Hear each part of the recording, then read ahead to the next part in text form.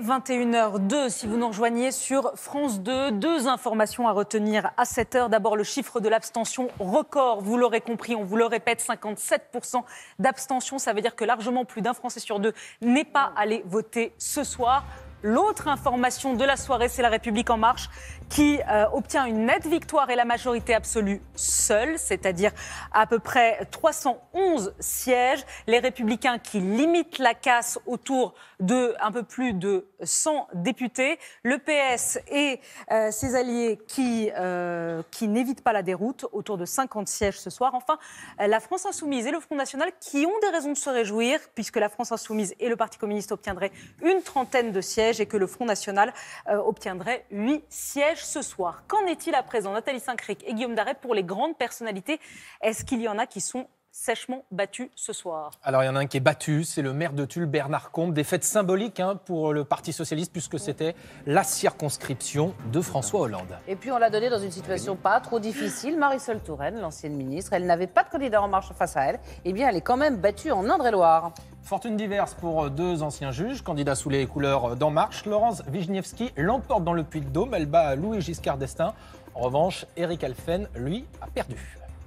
Alors, autre nouvelle, Éric Woerth, qu'on disait en position difficile dans l'Oise, eh bien finalement l'ancien ministre du Budget a réussi à remonter la pente. Il gagne avec 52%. Brigitte Bourguignon, on est dans la 6e circonscription du Pas-de-Calais, est élue avec 60,8%. Et si je vous parle d'elle, c'est parce qu'on parle beaucoup de cette jeune femme pour être présidente éventuelle de l'Assemblée nationale. Enfin, Boris Vallaud, dans la circonscription de Rie-Emmanuelli, eh bien 50,8%, il réussit à être élu. C'était l'ancien secrétaire général de l'Élysée et époux de Najat Vallaud-Belkacem, ce qui n'est pas résumé en fin dernière. On n'a pas les résultats de Najat Vallaud-Belkacem encore. Non, on ne les a pas encore, ça ferme à 20h. Et enfin, Claude Goasguen, qui lui aussi était en situation très très difficile dans le 16e arrondissement, eh bien normalement devrait l'emporter. Contre toute attente. On attend de voir. Jean-Michel Fauvergue, l'ancien patron du RAID, eh bien il est élu député ce soir et il l'emporte avec plus de 67% des voix.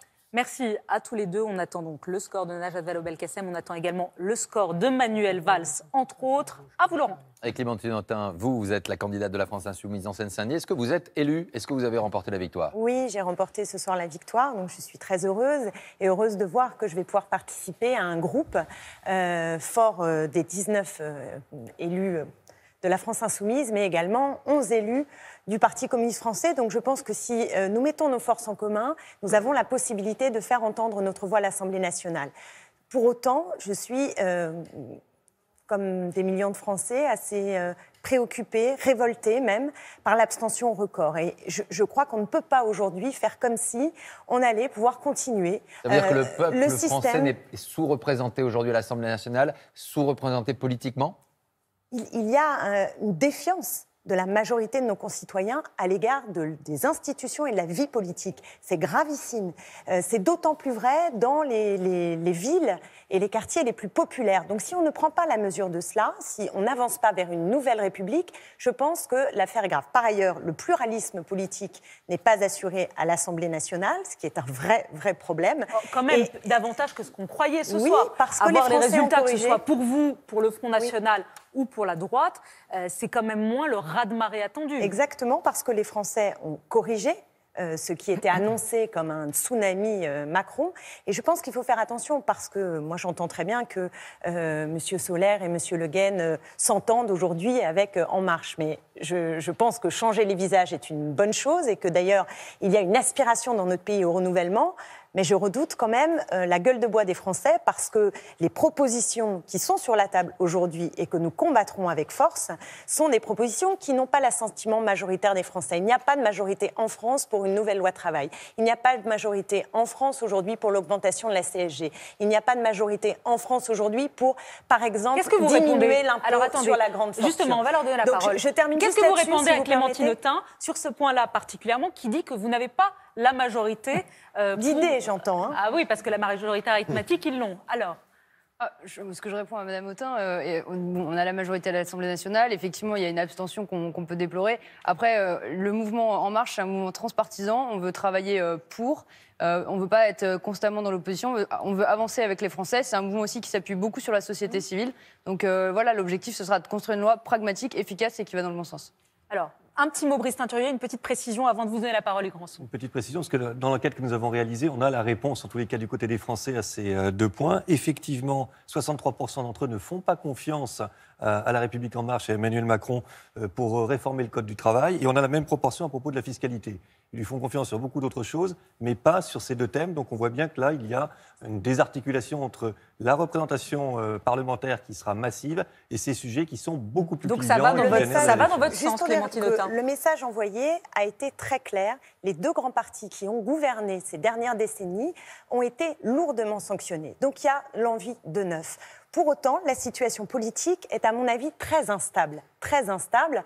Et donc, je pense que les mois qui vont venir vont se jouer à l'Assemblée nationale, mais aussi dans la rue, dans le débat d'idées, et qu'il n'y aura pas simplement une représentation par rapport au nombre de députés, mais bien une bataille qui se jouera avec les Français, et y compris ceux qui se sont abstenus aujourd'hui, mais qui n'ont peut-être pas dit leur dernier mot. Thierry Mandon nous a rejoint également, ancien secrétaire d'État en charge de l'enseignement supérieur et de la recherche sous le gouvernement de Manuel Valls. Encore un socialiste finalement retraité, vous avez quitté la vie politique, vous avez fait un choix il y a quelque temps. Je me souviens d'une interview de vous en 2016, assez importante, dans laquelle vous signifiez que le système était à bout de souffle, que notre gouvernance était obsolète. Vous étiez alors secrétaire d'État. Je reprends votre interview. Il faut en moyenne 18 mois entre l'annonce d'une réforme et un vote définitif d'un texte, et si l'administration le veut bien, 12 autres mois pour prendre des décrets d'application. Est-ce qu'Emmanuel Macron va remplir finalement vos espoirs? Est-ce qu'il finalement, il est en train de phagocyter la nouvelle gauche socialiste? Le chaînon manquant de son discours, c'est l'ambition de réforme institutionnelle. Il n'en parle jamais. La seule chose dont il parle, c'est d'une présidence qu'il veut jupitérienne, c'est-à-dire renouant avec une sorte de majesté. Or, donc des doutes. Je ne sais pas, moi, je veux être très pragmatique et pas faire procès d'intention, mais je constate en revanche que l'élection de ce soir, pour ce qui nous concerne, c'est une catastrophe, mais pour ce qui concerne la vie démocratique, elle est inquiétante. Quelqu'un qui fait 24% des voix au premier tour d'une présidentielle se retrouve avec 60% des sièges de députés. Quelqu'un qui fait 20% des voix au premier tour d'une présidentielle se retrouve avec une poignée de 8 à 10 députés. Donc ça boite. Et pourquoi vous ne l'avez pas changé? Thierry Mandon, vous étiez au pouvoir, vous pouviez changer. C'était une des promesses de François Hollande, la proportionnelle. Vous prêchez un convaincu. Il n'y a pas que la proportionnelle d'ailleurs, hein, dans la réforme institutionnelle. Vous prêchez un convaincu. Ce n'est pas faute d'avoir essayé pendant 5 ans de dire que c'était un sujet, comme d'ailleurs est un sujet le fait de faire une élection législative juste après une présidentielle, c'est-à-dire de transformer les futurs parlementaires de la majorité en officier des volontés du président de la République. Et ça va être une autre difficulté. Une petite question. En revanche, je termine sur la question qui m'était posée sur l'autre point, phagocyter est-ce qu'il a phagocyté le Parti socialiste, la gauche, Emmanuel Macron? Je ne sais pas. Ce dont je suis sûr, c'est qu'il n'a pas besoin de coup de main.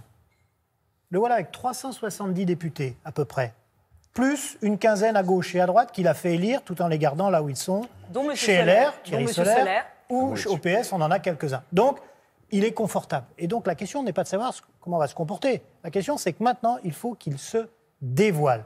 Je disais pour la loi travail, par exemple, que les syndicalistes qui le voient toutes les semaines ou qui voient le Premier ministre ne savent toujours pas ce qu'il va y avoir dans la loi. Donc, il est important qu'ils se déterminent. Et à ce moment-là, les forces politiques pourront prendre des positions. La parole à Hugues Rançon. Hugues Rançon, on vous présente, vous étiez conseiller à l'Élysée de Jacques Chirac, vous avez rejoint Emmanuel Macron. Est-ce que vous êtes élu ou battu? Vous étiez candidat? l'ignore encore. Vous savez, quand on est candidat à Paris, il faut parler avec beaucoup de prudence. Oui, parce que les résultats bureaux de vote ferment à tardivement. 20h. Les premiers signes que j'ai eu avant de rentrer sur ce plateau sont plutôt positifs, mais je me garderai de vous donner un chiffre ce soir. Qu'est-ce que vous répondez à Thierry Mandon qui demande de la clarification? Je crois qu'il y a une vraie clarté et qu'il n'y a que le camp de la République En Marche qui a eu une clarté idéologique et programmatique depuis le début. Emmanuel Macron n'a pas varié d'un iota sur son programme. Il a été élu président de la République. Nous avons aujourd'hui une élection législative qui donne une large majorité. Alors, j'entends, Madame Autain, que vous puissiez mettre en doute ces choix démocratiques exprimés maintenant par le peuple français. Il y a une abstention massive, bien sûr, mais il faut interpréter ce résultat avec beaucoup de gravité, bien sûr, mais on ne peut pas promettre le troisième tour social ou le troisième tour dans la rue, alors même que les Français se sont exprimés. Du Ils se grand sont son. exprimés dans le cadre démocratique et l'élection est le seul moyen d'agir dans le cadre démocratique. Le programme d'Emmanuel Macron, par ailleurs, est très clair, je vous l'ai dit, et il n'a pas varié d'un iota. Nous l'avons porté pendant cette élection législative et nous le porterons demain à l'Assemblée nationale. 2 questions courtes. Vous êtes un nouveau visage de la vie politique française. D'abord, vous étiez à l'Élysée il y a quelques minutes. J'y suis passé, tout à fait. Oui. Quel était l'état d'esprit d'Emmanuel Macron? Comment a-t-il accueilli Je l'ai effectivement ces à peine résultats? croisé, beaucoup de gravité, une forme de satisfaction bien sûr d'avoir maintenant les moyens d'agir, parce que c'est bien l'essentiel de cette élection législative, c'est de pouvoir agir pour les Français et pour apporter des réponses qui n'ont jamais été apportées par la classe politique depuis des années et des années. C'est aussi ce qui explique le succès de La République En Marche. Autre question, pardon, parce que le temps presse. Comment passe-t-on finalement de Jacques Chirac à Emmanuel Macron? On enjambe Nicolas Sarkozy et François Hollande. Qu'est-ce que finalement vous avez trouvé dans Emmanuel Macron que vous aviez perçu dans Jacques Chirac? Est-ce que, par exemple, je prends juste un thème, la fracture sociale, est-ce qu'aujourd'hui, c'est un thème qui résonne encore dans la tête d'Emmanuel Macron? C'est un thème qui résonne et qui est très présent. Vous savez, dans le programme de La République En Marche, pour marcher, il faut marcher sur 2 jambes. On veut libérer les énergies, bien sûr, mais on veut aussi inventer des nouvelles protections et travailler auprès des plus modestes et pour la protection de la France. Comment on passe de l'un à l'autre? On passe précisément en ayant l'audace de sortir des vieux clivages, des vieilles logiques politiques. On a aujourd'hui une grille d'analyse qui est différente.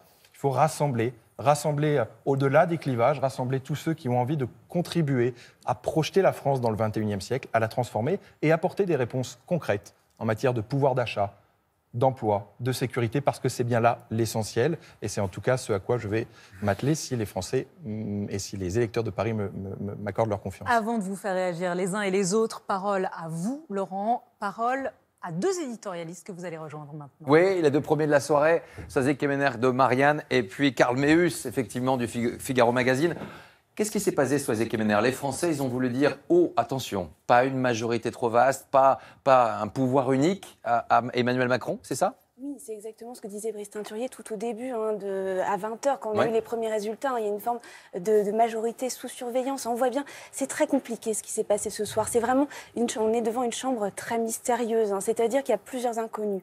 D'abord, on va voir comment fonctionnent les nouveaux députés de La République En Marche. Vous avez posé la question tout à l'heure à cette nouvelle députée qui est cette candidate qui est sur le plateau, pour savoir justement quel serait leur degré d'expérience, comment ça allait se passer. Ça, c'est la première question. Ensuite, on a la question de l'opposition. On a bien entendu ce soir à la fois Marine Le Pen et Jean-Luc Mélenchon qui vont se battre tous les deux pour le leadership. Pour le leadership et sur un créneau très particulier, celui de la loi travail. Donc on voit aussi que ça va être très compliqué. Ensuite, quelle sera la position du MoDem? On voit bien que Emmanuel Macron, les troupes d'Emmanuel Macron n'ont pas besoin du MoDem pour la majorité absolue, mais est-ce qu'ils seront toujours d'accord ensemble? Et on verra si effectivement François Bayrou sert encore dans quelques temps, peut-être renouvelé par renouvelé. Karl Meus, dans votre papier de cette semaine, dans le Figaro Magazine, vous citez Charles Péguy qui nous rappelait qu'après les défaites, les victoires revenaient, victoires espérées du côté des Républicains. Juste une question, on l'a vu sur ce plateau ces 10 dernières minutes, du côté des Républicains, des courants, c'est pas tellement à la mode et ça pourrait conduire à quoi? À finalement l'implosion de ce parti et de ce mouvement? Oui, complètement. C'est ce qui se préfigure. On voit bien, on a eu une droite qui est déjà passée chez Emmanuel Macron, Édouard Philippe, Bruno Le Maire, Gérald Darmanin. On a une droite qui se veut qui frôle un petit peu avec compatible. Thierry Solaire. Voilà, une droite compatible qui veut que ça marche. Et qui peut rester à l'intérieur en même temps? Ça va être impossible. Enfin, ils vont devoir reconstruire. Ça va être sanglant. À chaque fois qu'il faut reconstruire à partir d'une défaite, et celle-ci c'en est une, c'est Waterloo morne pleine.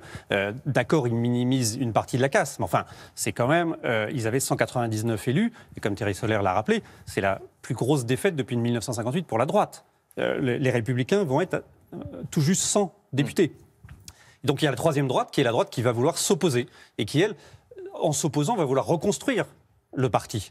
Et en reconstruisant le parti, ça va quand même être difficile de garder en son sein des gens qui seront Macron-compatibles. Cela veut dire finalement qu'aujourd'hui, on va tourner une page du côté des Républicains. Il y en a un qui, depuis quelque temps, sème des graines, c'est Laurent Wauquiez, mais il n'est pas seul. Il y en a d'autres qui vont vouloir reprendre ce flambeau, et notamment François Baroin, qui, après cet échec, en tout cas, mais en même temps, c'était effectivement le soldat perdu dans cette campagne. Oui, enfin, François Baroin, c'était celui qui a accepté de se sacrifier. En gros, il ne faisait de l'ombre à personne, lui-même a accepté de jouer ce rôle, mais il n'est pas candidat. à la présidence des Républicains, il l'a dit, au lendemain de l'élection, il reprendra sa mairie de Troyes, il arrêtera le Sénat et il va se consacrer à l'Association des maires de France, ce qui déjà aura pas mal de boulot puisque la réforme sur la taxe d'habitation, c'est avec les maires que ça va devoir se faire et ça va être chaud.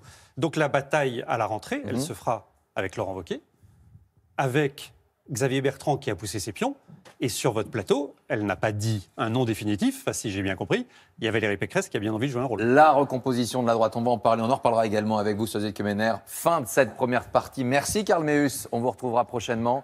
Il est 21h16, on va clôturer cette première partie. On en ouvre une autre dans quelques instants. Quel sera le visage justement de la vie politique demain? Quels sont les défis d'Emmanuel Macron? L'exercice du pouvoir en question avec nos invités politiques, nos éditorialistes, Natacha Polony, Raphaël Enthoven, Daniel Cohn-Bendit, Agnès Verdet-Molinier vont nous rejoindre. Et puis la suite de ces résultats qui commencent à arriver. Léa, on se retrouve dans quelques instants. Merci à tous d'avoir participé et à tout de suite. Merci.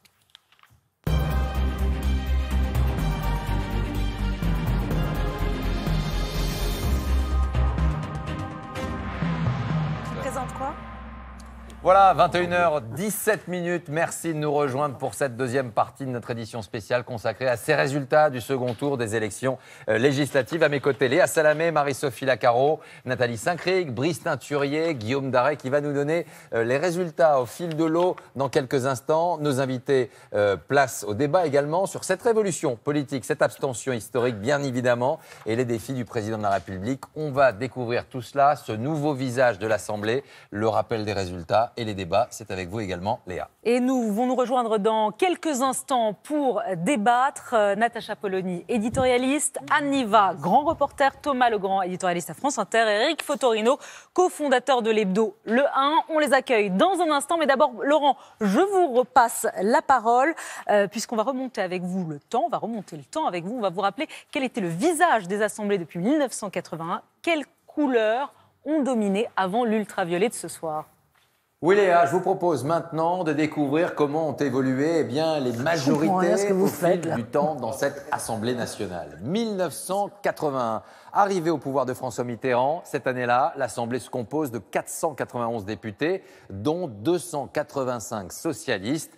Vous le voyez apparaître en rose. Le Parti communiste, sans surprise, lui en rouge. Regardez, comptait 44 députés à l'époque. 1986, alternance, victoire de la droite. La Chambre devient bleue, première cohabitation. À noter l'entrée de 35 députés du Front National, en raison notamment, et bien évidemment, de la proportionnelle. 1988, retour d'une majorité socialiste après la réélection de François Mitterrand. Mars 93, changement de majorité. La droite revient en force après les législatives et conduit à la cohabitation. C'est à Édouard Balladur que revient la charge de former un nouveau gouvernement. Basculement à nouveau en mars 1997, alors que la présidentielle a porté au pouvoir 2 ans plus tôt Jacques Chirac. Dissolution suicidaire, c'est le rose socialiste qui s'impose. Lionel Jospin, premier secrétaire du PS, devient le nouveau Premier ministre. C'est alors la 3e cohabitation de la 5e République. Juin 2002, regardez, après l'élection de Jacques Chirac, c'est la nouvelle union pour la majorité présidentielle qui remporte la majorité des sièges, 359 sur les 577. Continuité en juin 2007 avec la victoire de Nicolas Sarkozy, avec toujours plus de 300 sièges, toujours en bleu pour la droite. Changement de majorité en juin 2012, vous vous en souvenez, après la victoire de François Hollande. La gauche obtient alors 295 sièges sur 577. Combien de sièges la majorité présidentielle obtiendra-t-elle précisément au terme de ce second tour? Ce soir, réponse, dans quelques minutes avec les résultats définitifs. Merci Laurent, il est 21h20 et si vous nous rejoignez, c'est une des circonscriptions les plus attendues ce soir, celle qu'on surveille avec grande attention, celle de Manuel Valls à Évry. On retrouve tout de suite Arnaud Boutet sur place. Est-ce que vous avez des résultats? Le Premier ministre est-il élu, l'ancien Premier ministre est-il élu ou battu ce soir? Non, pas de résultat officiel pour l'instant. En revanche, on nous annonce déjà par rapport au premier dépouillement des résultats très serrés. En fait, ici sur la commune d'Évry ainsi que sur la commune de Corbeil-Essonnes, très serrés entre Manuel Valls, candidat d'hiver gauche, parce que je vous rappelle qu'il n'avait ni l'étiquette du PS ni l'étiquette de La République En Marche, et la candidate de la France Insoumise, Farida Amrani. Alors, il reste encore quelques communes voisines, les petites villes qui sont un peu plus bourgeoises, qui n'ont pas encore les résultats confirmés. En revanche, dans ces petites communes, l'abstention a été plus importante qu'à Évry et qu'à Corbeil-Essonnes. Donc, je répète, résultat pour l'instant très serré, ni vainqueur ni vaincu. Il va falloir attendre encore un petit peu plus longtemps pour connaître lequel des deux candidats sort vainqueur ce soir. Merci à vous, Arnaud. Et ça s'annonce donc très serré. Ça va se jouer à quelques dizaines de voix donc pour Manuel Valls. On saura dans les prochaines minutes si l'ancien Premier ministre est élu ou battu. On surveille ça de très près. Nathalie Saint-Cric, on parle d'une assemblée renouvelée, on parle d'une assemblée métamorphosée. Est-ce que vous pouvez nous faire un portrait robot de cette nouvelle assemblée en quelques chiffres clés, Nathalie? Alors Léa, je vais m'appuyer sur une étude qui a été faite par le CEVIPOF, le Centre d'études de la vie politique française, sous la houlette de Luc Rouban, et qui se base sur le profil des candidats. Je dis bien des candidats En Marche, et par extrapolation, et bien qui nous donne des informations sur le profil des députés qui vont être élus. Premier point, 54% d'entre eux n'ont jamais exercé un moindre mandat. Ce sont donc ceux qu'on appelle les novices. Mais attention, ils sont quand même liés à la politique, on l'a vu tout à l'heure. Ils ont été assistants parlementaires, anciens collaborateurs dans les entourages ou responsables associatifs. Donc certes, ils sont nouveaux, ils sont néophytes, mais ils connaissent un petit peu la politique. Deuxième élément, 40% d'entre eux se déclarent sans proximité politique. Le fameux mantra macronien, ni de gauche ni de droite. Donc on voit qu'effectivement, ils sont relativement vierges en politique. Alors, toutefois, une petite précision pour les 60% autres, eh bien, ils sont plutôt proches quand même de la gauche et du centre que de la droite. Troisième élément, le rajeunissement. Ça sera un élément assez essentiel. Quand on fait la moyenne d'âge de ces députés, eh bien, on atteint 47 ans, alors que dans l'Assemblée sortante, on était à 54 ans chez les sortants. Donc on va prendre un petit coup de jeune. Enfin, eux, nous, je ne sais pas. On est donc une assemblée rajeunie, c'est en tout cas ce qu'on va voir. C'est ce que vous me dites. Est-ce que ce sera une assemblée féminisée? Ah oui, absolument. L'assemblée sortante était à peu près à 27% de femmes. Et là, dans les candidats, eh bien, on s'approche de 40%. Peut-être plus de 40% qui feront finalement de nous une sorte de modèle. On sera presque au niveau de la Suède ou de l'Espagne. On n'atteint pas encore la parité, ça c'est un espoir. Et je vous rappelle qu'on a des amendes quand on n'est pas à 50%. Deuxième élément, la provenance des élus. Eh bien, écoutez, c'est intéressant de voir qu'en 2012, il y en a 45% qui venaient du secteur privé. Et aujourd'hui, on bondit à 60%. Donc, ce sont des élus qui auront l'expérience de l'entreprise. Dernier élément, concernant leur catégorie sociale, eh bien, en 2012, il y en avait 56% qui venaient de ce qu'on appelle dans cette étude des catégories sociales supérieures, à savoir des cadres du public, des cadres du privé, des patrons, TPE, PME ou des professions libérales.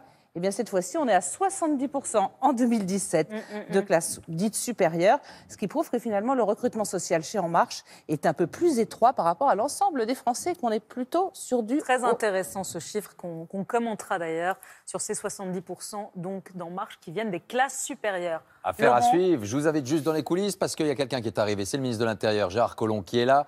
On parlera avec lui de toutes ces questions. Il est avec nous, il sera avec nous dans un instant. Autre table ce soir, Anne Levade, Pascal Perrineau. On va parler du président Macron. On va essayer de faire le point effectivement sur cette présidentialisation, ce qu'il a déjà mis en place et ce qu'il pourrait mettre en place au fil de son mandat. Tout de suite, on reprend le débat avec vous, Léa.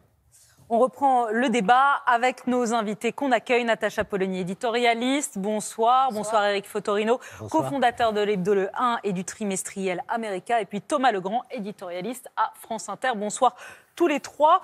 Natacha Polony, pour commencer, qu'est-ce que vous retenez ce soir? La majorité absolue pour En Marche, la victoire nette pour Emmanuel Macron ou l'abstention? Je pense qu'on ne peut pas faire abstraction de l'abstention. 57%, ça nous pose un problème démocratique absolument majeur. Et ensuite, il faut bien voir qu'il y a eu une forme de correction qui nous montre que les Français sont finalement un peuple assez sage. C'est-à-dire qu'ils ont donné une majorité à leur président parce qu'ils veulent quand même être logiques et ils veulent que des réformes soient faites. Mais ils craignent une chose sans doute, l'absolutisme. C'est-à-dire que sans doute qu'une forme de triomphalisme a donné l'impression que peut-être il allait y avoir un excès. Et donc, En n'allant pas voter, certains ont décidé de laisser faire et en tout cas de corriger un petit peu. C'est-à-dire qu'ils ont eu peur pour une forme de pluralisme, pour une forme de diversité des opinions. C'est-à-dire qu'on sait en tout cas que cette majorité, qui n'est pas énorme, va être guettée. À partir de ce soir, les Français vont regarder exactement ce qui va se faire parce qu'il n'y a pas de plébiscite. Pardon, allez-y Léa, je vous en prie. Non, je voulais donner la parole à Gérard Collomb pour vous faire réagir sur ce que dit Natacha Polony. Pas de plébiscite, une majorité sous surveillance. C'est ce que vous ressentez ce soir ? Moi, ce que je ressens, d'abord, c'est une victoire large, qui donne une majorité à Emmanuel Macron pour pouvoir gouverner.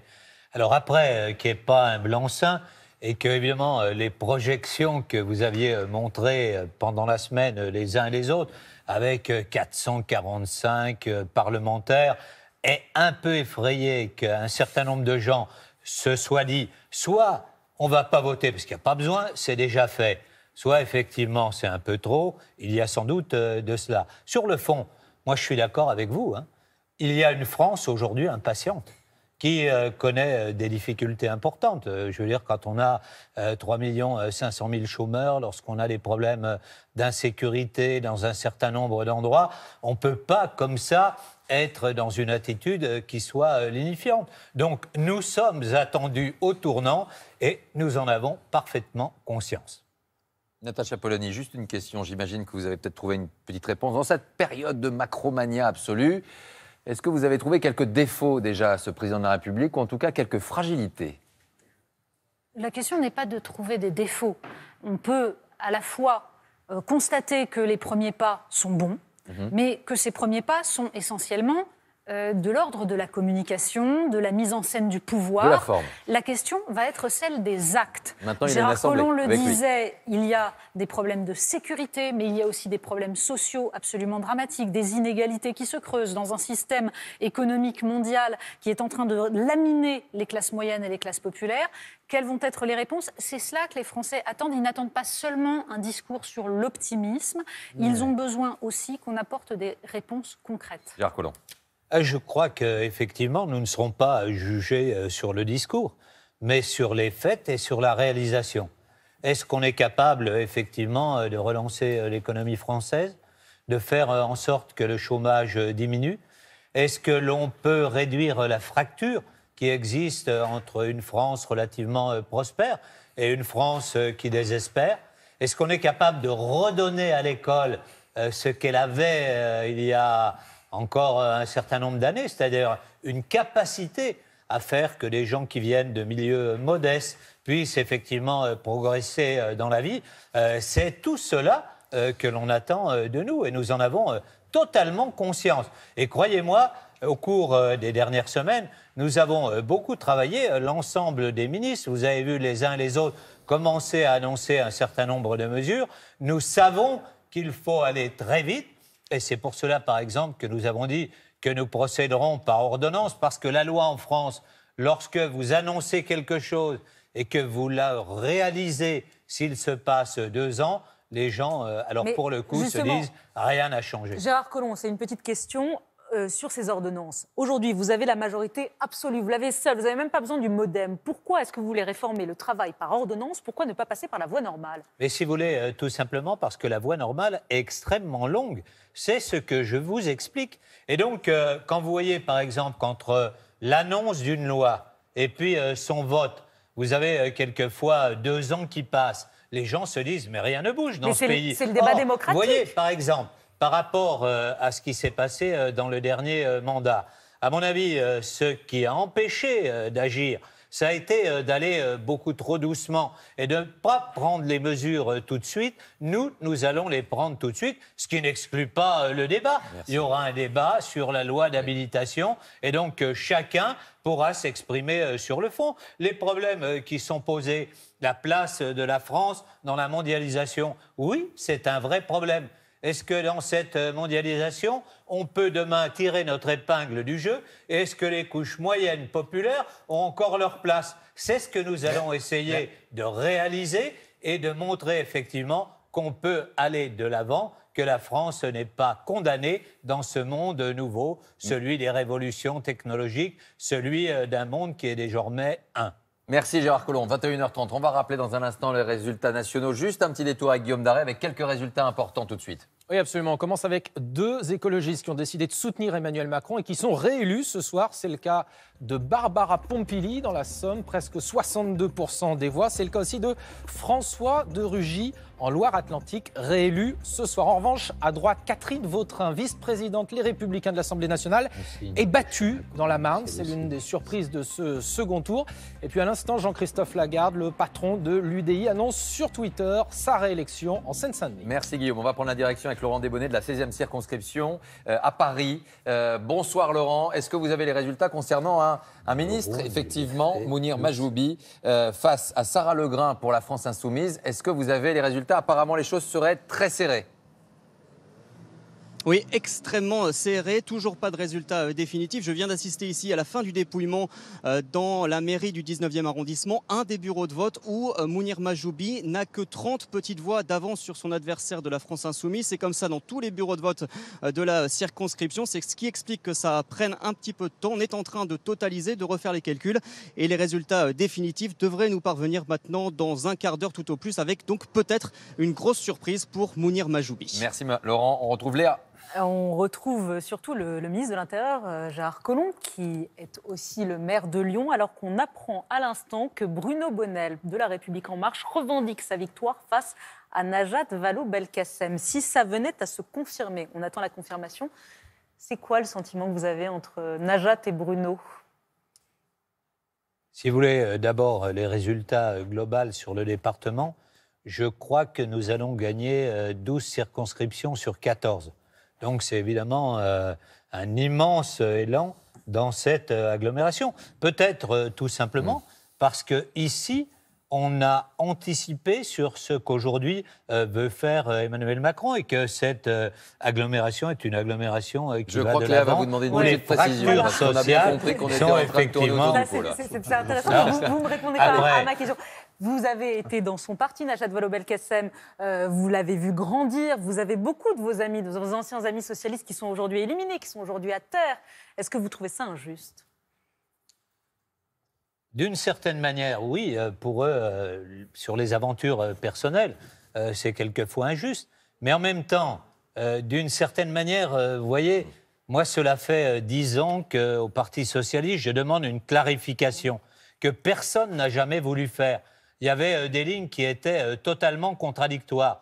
À force de ne pas savoir où l'on va, on se retrouve dans la situation du PS. Et donc la clarification aurait dû se faire il y a une dizaine d'années. Et donc Emmanuel Macron a clairement fait une OPA sur cette ligne politique. Moi, j'avais fondé avec quelques amis le pôle réformateur. Et nous avons accueilli Emmanuel Macron parce que la ligne qu'il développait correspondait aux idées qu'on était incapable de faire passer à l'intérieur du PS. Puis vous voyez, moi je suis de ceux qui pensent que devant les problèmes de la France, qui sont aujourd'hui immenses, il faut se rassembler.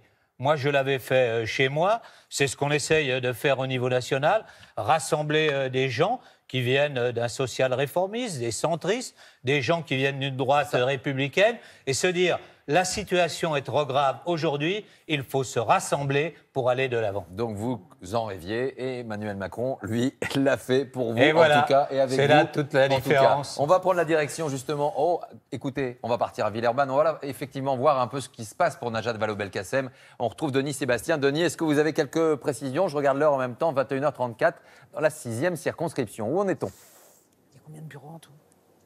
Eh bien ici, sur la 6e circonscription, à peu près 2/3 des bureaux ont été dépouillés et les résultats, qui sont partiels mais qui s'acheminent vers des résultats définitifs, donnent 40% des voix pour Najat Vallaud-Belkacem et 60% pour son adversaire de La République En Marche, Bruno Bonnell. Bruno Bonnell, qui est un proche de Gérard Collomb, un entrepreneur lyonnais qui est spécialisé dans la robotique et dont ce sont les premiers pas en politique ce soir. Et Bruno Bonnell, donc, qui l'emporterait, cela reste à confirmer avec des résultats définitifs sur l'ensemble des bureaux, mais je vous le répète, actuellement, sur les 2/3 des bureaux dépouillés, 60% pour Bruno Bonnell de La République En Marche et 40% pour Najat Vallaud-Belkacem, qui n'a donc pas réussi à rattraper son retard, un retard qui était important, 20 points, je vous le rappelle, d'écart au premier tour. Merci Denis, c'est clair. Voilà, l'icône de la Hollandie qui pourrait donc perdre et tomber ce soir. Encore une dernière question, Gérard Collomb, avant de vous libérer. On entend ici, depuis le début de cette soirée électorale, dire il faut changer le mode de scrutin, il faut introduire de la proportionnelle pour que l'Assemblée nationale soit plus représentative de la diversité des tendances. Emmanuel Macron l'avait promis 2 jours avant d'être élu. Il avait dit, quand il était interrogé par Mediapart, je le ferai avant la fin de cette année. Est-ce que vous nous confirmez qu'il le fera avant la fin de cette année ? Avant la fin de l'année, je ne sais pas, mais en tout cas, il va le faire. Et il m'a clairement demandé à la fois de réduire le nombre de circonscriptions et en même temps d'introduire une dose de proportionnelle. Oui, nous le ferons. Une dose. Une dose. Une dose. Ah ben pas la proportionnelle intégrale, oui. Ça c'est clair. Bien, merci à vous Gérard Collomb. On vous Merci. libère. On donnera la parole dans un instant à Thomas Legrand et à Eric Fotorino qui n'ont pas réagi. Mais Laurent, d'abord... Les vous allez vous balader. Je vais me balader. J'aime bien me balader sur ce plateau, mais on va vous retrouver dans un instant. Il est juste 21h36. Vous êtes sur France 2, vous restez avec nous.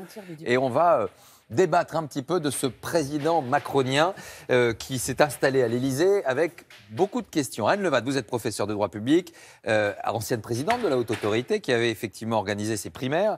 Un président élu avec 66%, on le voit ce soir, même s'il y a des bémols, une Assemblée nationale avec une majorité absolue. Est-ce que cela change la nature du régime ou finalement Emmanuel Macron s'est plus que jamais mis dans les habits du général de Gaulle de 1958 ? Alors, je ne crois pas que ça change la nature du régime. Et on voit bien qu'il y a une forme de continuité. D'ailleurs, les résultats de ce deuxième tour ne sont a priori pas ceux qu'on imaginait la semaine dernière, ni dans l'ampleur de la victoire de La République En Marche, ni d'ailleurs dans les équilibres, puisque un certain nombre... Donc les Français voulaient rééquilibrer les choses. Oui, en tout cas, ce ne sont pas les mêmes, manifestement, qui se sont abstenus la semaine dernière et cette semaine. Après, une des choses les plus compliquées à interpréter, c'est toujours l'abstention. Maintenant, on a un système qui a des défauts et des qualités, mais une de ses qualités, c'est qu'il permet toujours au chef de l'État de gouverner, et on le voit bien ici, on retrouve une constante. Avec un sentiment que peut-être ont les Français, ils ont peut-être le sentiment que l'exécutif va avoir la main sur le législatif, sur cette Assemblée. Et finalement, le Parlement, il est là, pourquoi ? Pour enregistrer. Alors, je crois qu'ici, les chiffres, en tout cas les estimations, sont intéressantes. D'abord, il y a 2 choses. Il y a une répartition des pouvoirs. Je rappelle que l'Assemblée, c'est évidemment une des 2 chambres, mais qu'il y en a une autre, qui est le Sénat, qui pour le moment n'est pas de la même couleur politique. Pour partie recomposé au mois de septembre, et que rien ne dit évidemment quelle sera la majorité qui en sortira, mais qu'on a pris l'habitude, on connaît 2 chambres de couleurs différentes, et on sait que le Sénat, dans ce cas-là, peut jouer son rôle de contre-pouvoir. La deuxième chose, c'est que, en même temps, les chiffres que l'on a laissent penser qu'il y aura une opposition qui aura, au regard des seuils qui sont imposés par le droit parlementaire, les moyens d'agir. Par exemple, il faut 10% de parlementaires pour déposer une motion de censure. Donc, il fallait impérativement que les groupes d'opposition aient plus de 58 élus. Vous voyez, ce sont des petites choses en apparence, mais qui sont importantes pour garantir qu'il puisse y avoir des réactions le cas échéant. C'est une précision importante. Il y a une autre question, que les Français sont devant leur télé et regardent l'élection, ils se disent, il y a ceux qui ne sont pas partis voter parce que finalement, ils ne se sentaient pas concernés. Il y a ceux qui étaient fatigués. Comment se fait-il qu'en France, aujourd'hui, au moment de la présidentielle, on ne vote pas en même temps pour les législatives ? C'est une question que les uns et les autres se posent, parce que ce scrutin, il arrive après une histoire politique passionnante, mouvementée, mais en même temps un peu fatigante et usante. Pas pour les journalistes, nous, ça va, on est là. Mais les Français, on l'a vu, ils ont boudé les urnes pour beaucoup de raisons, mais peut-être aussi pour cela. Alors ça a été une année particulière, parce qu'il y a eu effectivement 2 primaires successives, même 3 si on compte celle des écologistes, et donc sans doute effectivement une forme d'overdose démocratique, un peu paradoxale d'ailleurs à un moment où par ailleurs les Français se plaignent de ne pas être suffisamment... de ne pas suffisamment participer aux décisions. Jean-Luc Mélenchon nous propose même déjà un référendum. Ah ben vous voyez. Mais en même temps, il y a toujours eu des débats. Ceux qui veulent les législatives avant les présidentielles, ceux qui veulent inverser, ceux qui veulent que ce soit en même temps. Le système est celui-là depuis le début. On voit bien que le phénomène de l'abstention n'est pas lié finalement à cette chronologie-là. Je crois que ça correspond à un moment, peut-être, d'essoufflement démocratique que nous ne sommes pas les seuls à connaître. Un homme avec nous qui connaît parfaitement la carte électorale française depuis quelques années, Pascal Perrineau, politologue, professeur à l'université de Sciences Po. Juste, elle a été bouleversée, cette carte politique, géographiquement, sociologiquement. Est-ce qu'elle retrouvera son lit dans quelques temps ? Est-ce que Emmanuel Macron a tout bouleversé, comme on l'a dit ?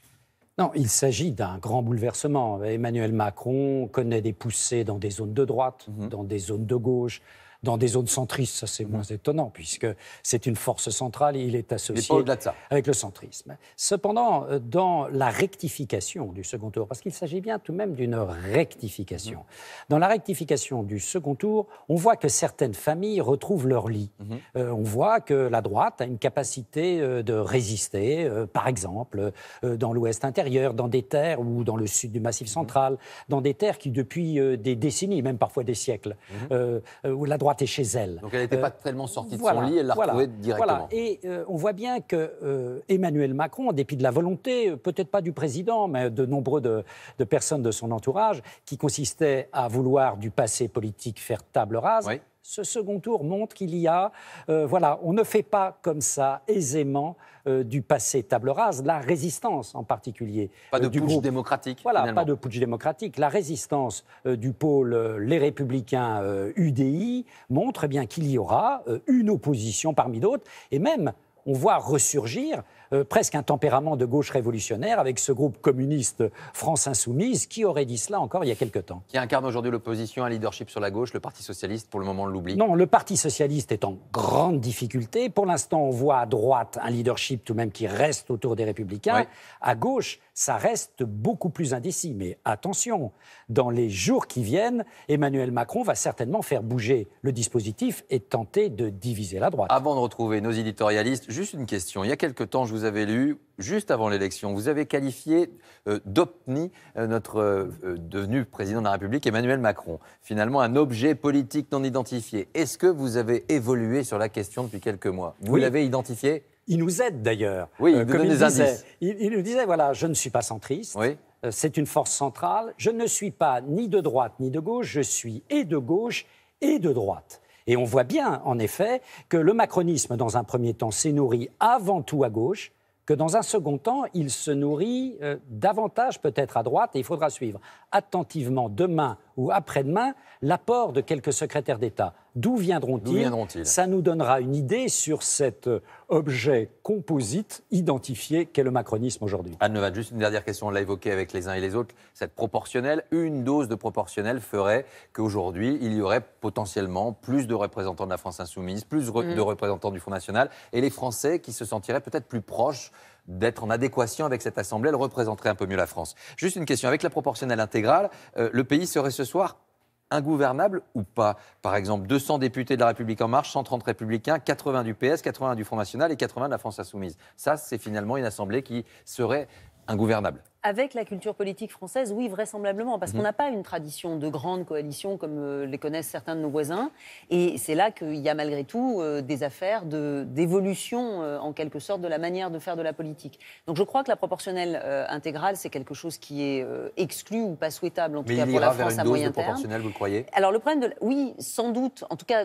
De nombreux présidents de la République successifs l'ont promis. On les entend tous. Au début, ils promettent, mais après... Non, mais la promesse est facile à faire. La vraie question, c'est qu'est-ce que c'est que la dose? Donc, quel est le seuil?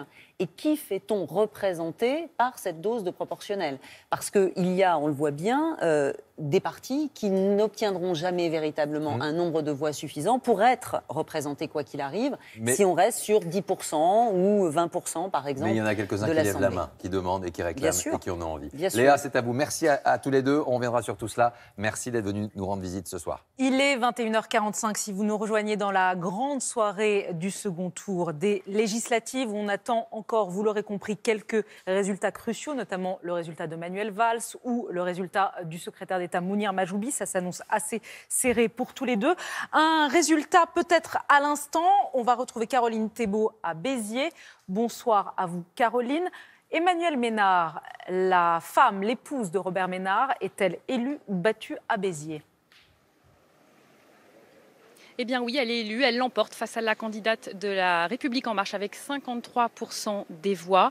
L'épouse du maire de Béziers est novice en politique, juriste de formation, journaliste. Elle s'est lancée dans cette campagne il y a seulement un mois et en entrant à l'Assemblée nationale, eh bien, elle devient aujourd'hui une tête d'affiche pour le Front National.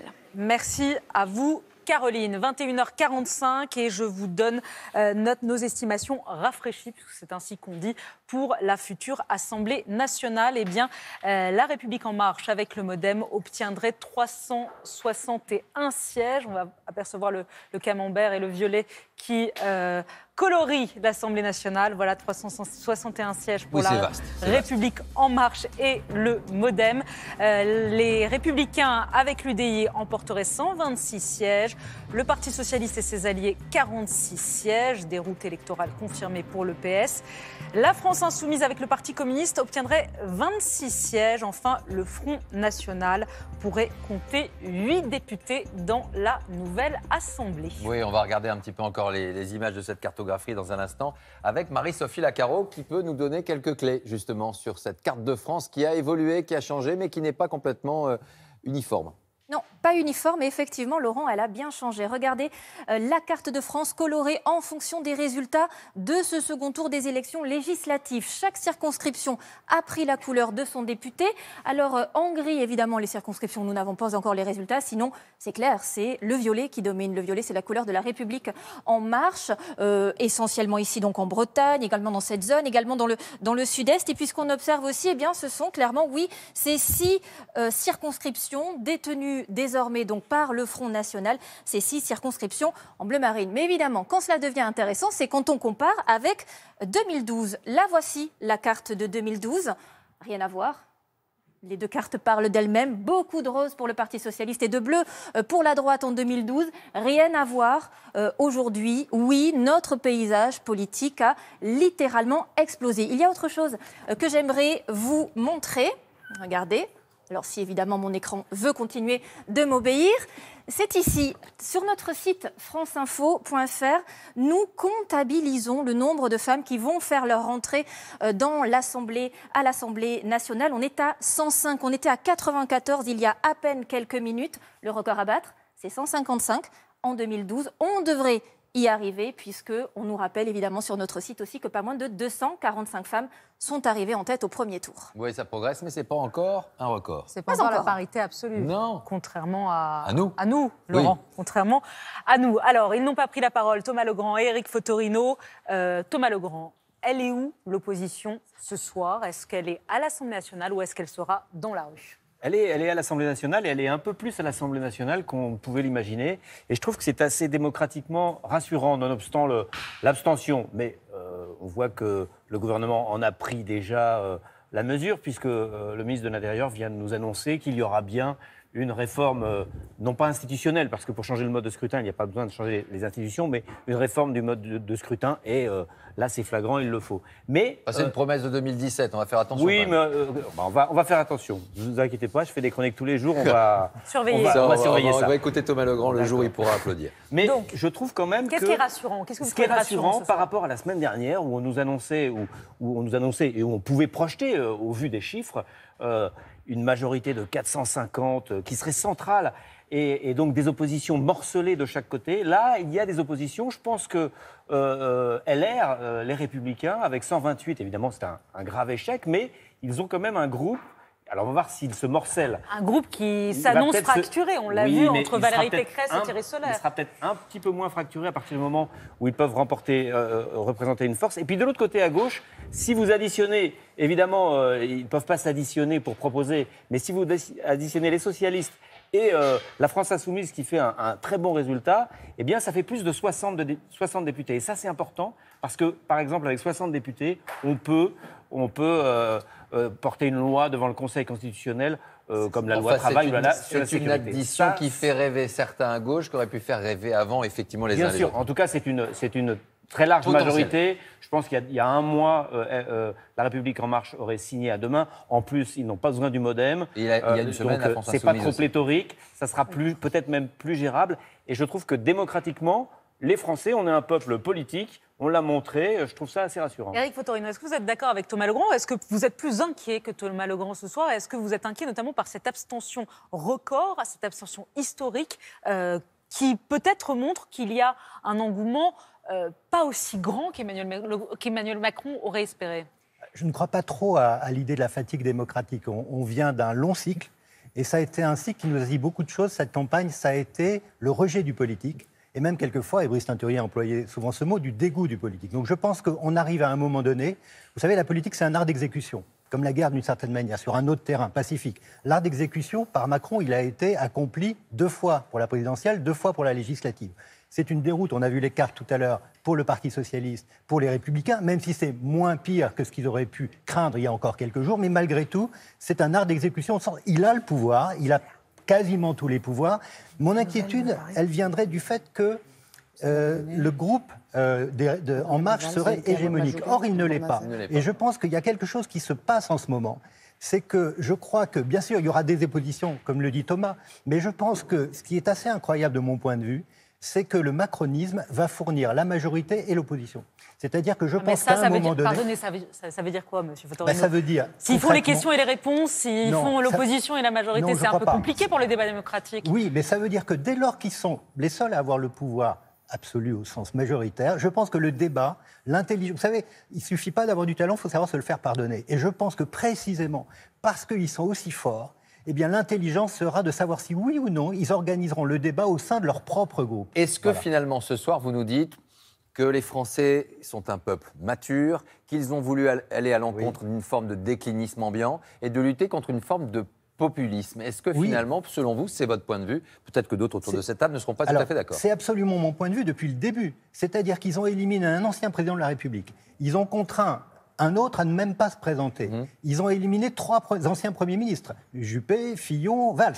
Et à un moment donné, puisqu'il y avait une telle crise du politique, c'est Macron qui a, à tort ou à raison, on verra, incarné ce changement. Alors vous avez quelqu'un à côté de vous qui n'est pas du tout d'accord avec vous, Natacha Polony. En tout cas, pas tout à fait. C'est-à-dire que la question n'est pas de savoir s'il y a du déclinisme ou pas du déclinisme, du populisme ou pas du populisme. Il y a 57% d'abstention. Il y a quelque temps, on entendait des choses qui, effectivement, qu'on appelle ça déclinisme ou populisme. Refermer les frontières, le protectionnisme, pour certains, ça peut correspondre à une forme de populisme, à des solutions faciles. Il y a eu, au premier tour de la présidentielle, entre 46 et 48% des Français qui ont voté pour des candidats qui critiquaient la mondialisation telle qu'elle existe aujourd'hui. Là, donc c'est pas une question de populisme ou de déclinisme, c'est un refus d'un système qui crée des inégalités. Là, nous avons 57% d'abstention et ce sont très majoritairement des classes populaires et des petites classes moyennes. Ça veut dire qu'eux ne se sentent pas représentés par ce système politique. Ils ont l'impression que ce qu'on leur propose dans cette Assemblée ne répond absolument pas à quelque chose qui va pouvoir changer leur vie. Brice Teinturier, juste une analyse, effectivement, est-ce que le peuple, finalement, les quartiers populaires, ces milieux populaires aujourd'hui, ne sont pas, 1, représentés, 2, ne se sont pas exprimés? Est-ce que c'est aussi clair que ça? Ce qui est clair, c'est que quand on regarde la sociologie de l'abstention, et nous l'avons regardé, c'est massivement, comme d'habitude, mais plus encore que d'habitude, les milieux populaires qui se sont abstenus. C'était déjà le cas précédemment. C'était déjà le cas, donc là-dessus, il y a quelque chose qui est amplifié, mais qui n'est pas fondamentalement nouveau. En revanche, moi, je crois que ce qu'il faut bien voir, c'est que cette abstention, c'est aussi un formidable désaveu des partis traditionnels, aussi bien les résultats que l'abstention elle-même. On avait posé une question dans notre enquête qui était si les partis suivantes sont très faiblement représentés à l'Assemblée, est-ce que vous seriez satisfait, attristé ou indifférent?